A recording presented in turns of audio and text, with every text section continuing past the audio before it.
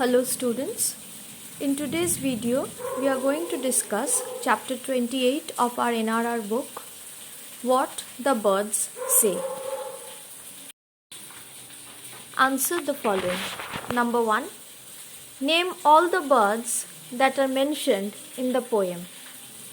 The birds that are mentioned in the poem are sparrow, dove, linnet, thrush, and lark.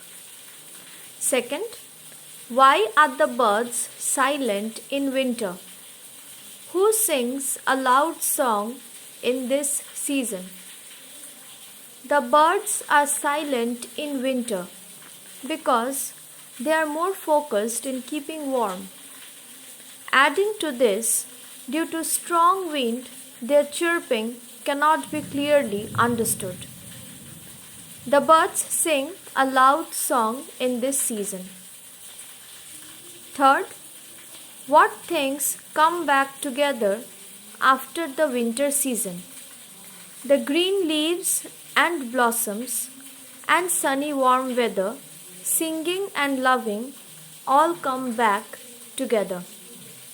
Fourth, how does the lark show his gladness?